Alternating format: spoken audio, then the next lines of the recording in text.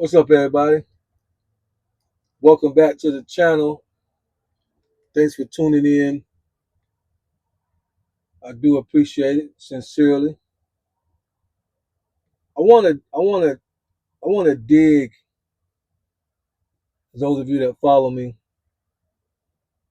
remember I said there's a couple of things, couple of topics that I like to talk about.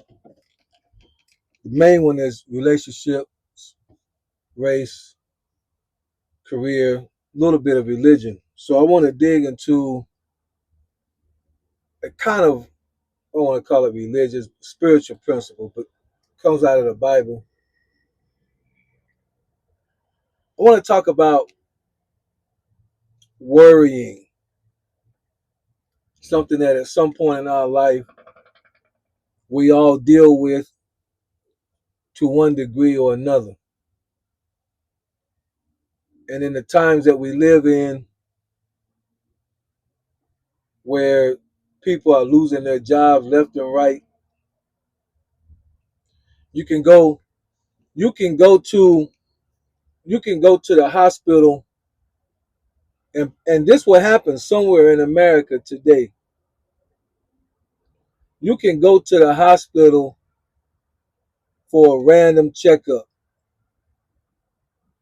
and your body feels decent. You don't feel no crazy aches, pains, lumps. There's no unaccounted for bruises. You go to the doctor and you feel like you're gonna walk out with a perfect bill of health, only to find out they need you to come back and run some more tests because the lab work shows signs of something going on, some kind of infection within the body. They need to try to locate what it is. And as humans, our nature, because we know if it goes unresolved or if there is no cure, we can be leaving this earth a lot sooner than what we anticipated. And immediately, worry can kick in. I have two children. I have a daughter. We normally text throughout the day. She'll tell me she loves me in the morning. We'll chit chat, something going on. She's in college. So I could be on my route and I know it's a particular time she may be in class. Let's say 9:45 a.m. And if my phone rings and I see her name and her picture shows up, immediately I will begin to worry because I know she's in class. She ain't got time to be on the phone talking to me, and I will think, what has happened? And as a parent, as a father, as a man, I'll begin to worry. Human nature. Somebody in America, maybe nobody watching this, but somebody today went to work, worked a full shift, and when they got their things together to go home, they was told, we're no longer needing your position. We no longer have a job for you here. Well, I've been here, I've been working for y'all 20 years.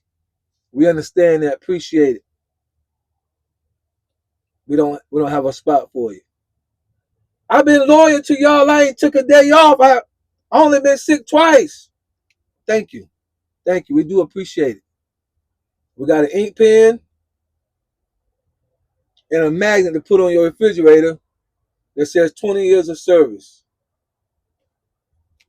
Be blessed. We'll give you an excellent. If somebody call us about hiring you, we'll give you excellent review. But we don't no longer have a job for you. Your rent $1,800 a month. Your mortgage $1,800 a month. Your car payment $500-600 a month. You might have daycare. And immediately worry can kick in. It's human nature. Something can happen at any given time, at any given moment, and send our brains and our minds into a whirlwind of worry. When my eye went out in 2017, y'all know the story, those that follow, retina detachment, worry kicked in. Will I lose my eye? Will I be able to drive? Will I be able to work? What will I do if I can't work? What will I do with one eye? What job will I find? Disability? How will I manage my lifestyle? I'm going to decrease my life. What am I have to do? I had a brand new car. What am I going to do? I had a brand new Mustang. What am I going to do? Worry. I can't even buy my kids school supplies to go back to school. Worry. And in the scriptures, the Messiah discusses worry. And he says something that was kind of wild. I mean, it ain't wild, but it's kind of like, really? He asked a question for those that use the scriptures and read it every once in a while. It's in Matthew 6.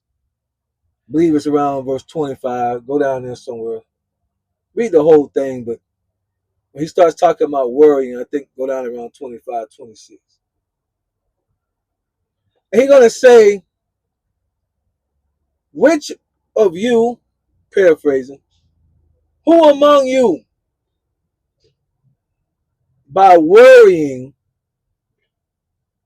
have the power to add 1 hour to your day? Who has the power to add 1 hour to your day? Who can do it? Who can add 1 hour to your life? Who can do it? Well, of course, the answer would be none of us can. So that's what he's using to say, then don't worry. He said, don't even worry about the clothes that you are going to put on. What you mean don't worry about the clothes? And he said, well, look over there. Look at that's what the Messiah would do. Look over there in the yard. Some of you got them nice yards, Some of y'all got that kind of money where the man with the true green, he come through every couple months, keep that thing looking like a golf course. I ain't got that kind of money, but some of y'all got it. He said, look over there in so-and-so yard. Look at them flowers. Look how they clothes. They ain't thinking about clothes, but look how they clothes. He said Solomon was one of the kings in the Old Testament, when all of his fanfare ain't never was dressed like that. He said, don't worry about tomorrow. Tomorrow gonna bring us enough trouble of his own. Don't worry. So even though this is easier said than done, I believe in the principle of the scriptures. If a person can apply it and use it, I believe it will work.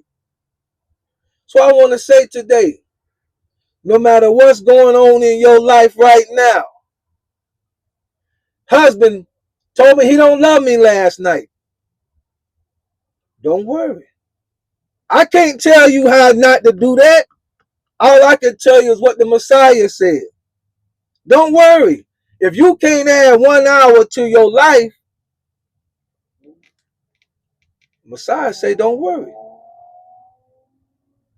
But I'd like to think, because I noticed when the Messiah would say certain things, you have to catch what he really saying.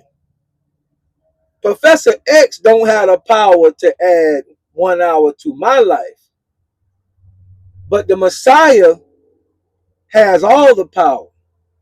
So I think what he's saying is, put your confidence and your worries and your trust in the one who really can make the difference, so you no longer have to worry about what's going on with you. That's all I came to say. That's all I came to say.